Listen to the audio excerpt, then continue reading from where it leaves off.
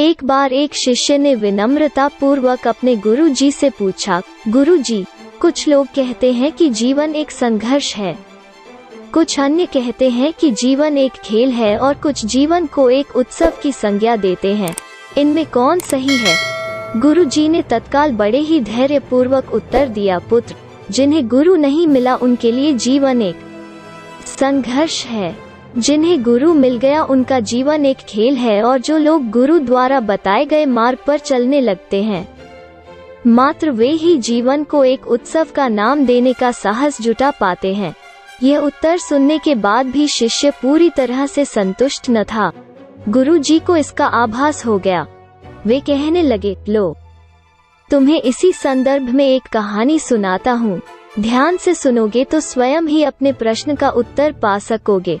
उन्होंने जो कहानी सुनाई वो इस प्रकार थी। एक बार की बात है कि किसी गुरुकुल में 3 शिष्यों ने अपना अध्ययन संपूर्ण करने पर अपने गुरु जी से यह बताने के लिए विनती की कि उन्हें गुरु दक्षिणा में उनसे क्या चाहिए। गुरु जी पहले तो मंद मंद मुस्कुराए और फिर बड़े स्नेहपूर्वक कहने लगे, मुझे तुमसे गुरु दक्षिणा में एक थैला भर के सूखी पत्तियां चाहिए, ला सकोगे? वे तीनों मन ही मन बहुत प्रसन्न हुए, क्योंकि उन्हें लगा कि वे बड़ी आसानी से अपने गुरु जी की इच्छा पूरी कर सकेंगे। सूखी पत्तियां तो जंगल में सर्वत्र बिखरी ही रहती हैं। वे उत्साहपूर्वक एक ही स्वर में बोले, जी गुरु जी, जैसी आपकी आज्ञा। अब वे तीनों शिष्य चलते चलते एक समीपस्थ जंगल में पहुंच चुके थे, लेकिन यह देखकर कि वहां पर तो सूखी पत्तियां केवल एक मुट्ठी भर ही थीं, उनके आश्चर्य का ठिकाना न रहा।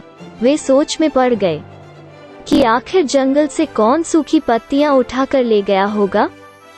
इतने में ही उन्हें दूर से आता हुआ कोई किसान दिखाई दिया। वे उसके पास पहुंचकर उससे विनम्रता पूर्वक याचना करने लगे कि वो उन्हें केवल एक थैला भर सूखी पत्तियां दे दे।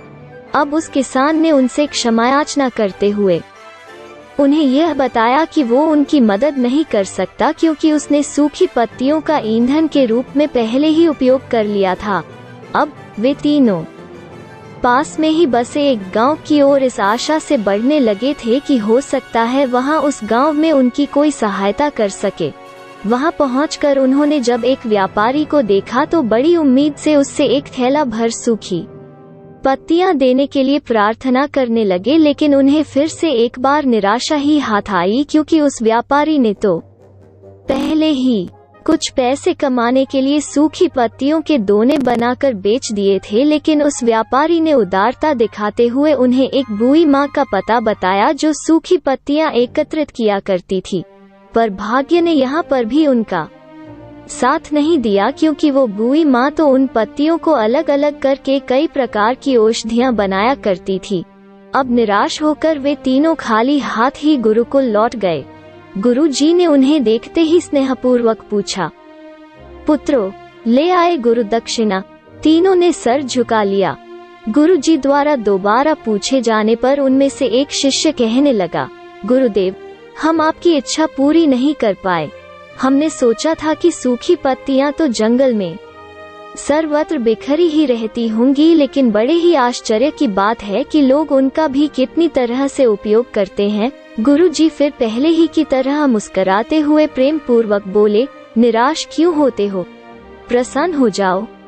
और यही ज्ञान की सूखी पत्तियां भी व्यर्थ नहीं हुआ करती, बल्कि उनके भी अनेक उपयोग हुआ करते हैं। मुझे गुरु दक्षिणा के रूप में दे दो। तीनों शिष्य गुरु जी को प्रणाम करके खुशी खुशी अपने अपने घर की ओर चले गए। वो शिष्य जो गुरु जी की कहानी एकाग्रचित्त होकर सुन रहा था, अचानक बड़े उत्साह से बोला, गुरु जी, अब मुझे अच्छी तरह से ज्ञात हो गया है कि आप क्या कहना चाहते हैं। आपका संकेत वस्तुतः इसी ओर है, न कि जब सर्वत्र सुलभ सूखी पत्तियां भी निरर्थक या बेकार नहीं होती हैं, तो फिर हम कैसे किसी भी वस्तु या व्यक्ति को छोटा और महत्वहीन मानकर उसका तिरस्कार कर सकते हैं। चींटी से लेकर हाथी तक और सुई से लेकर तलवार तक सभी का अपना अपना महत्व होता है। गुरु जी भी तुरंत ही बोले, हाँ पुत्र, मेरे कहने का भी यही तात्पर्य है कि हम जब भी किसी से मिलें तो उसे यथायोग्य मान देने का भरसक प्रयास करें ताकि आपस में स्नेह, सद्भावना, सहानुभूति एवं सहिष्णुता का विस्तार होता रहे और हमारा जीवन संघर्ष के बजाय उत्सव बन सके। दूसरे, यदि जीवन को एक खेल ही माना जाए तो बेहतर यही होगा कि हम निर्विक्षेप, स्वस्थ एवं शांत प्रतियोगिता में ही भाग लें और अपने निष्पादन तथा निर्माण को ऊंचाई के शिखर पर ले जाने का अथक प्रयास करें। अब शिष्य पूरी तरह से संतुष्ट था। अंततः मैं यही कहना चाहती हूँ कि यदि हम मन, वचन और कर्म इन तीनों ही स्तरों पर इस कहानी का मूल्यांकन करें तो भी यह कहानी खरी ही उतरेगी। सबके प्रति पूर्वाग्रह से मुक्त मन वाला व्यक्ति अपने वचनों से कभी भी किसी को आहत करने का दुस्साहस नहीं करता और उसकी यही ऊर्जा उसके पुरुषार्थ के मार्ग की समस्त बाधाओं को हर लेती है।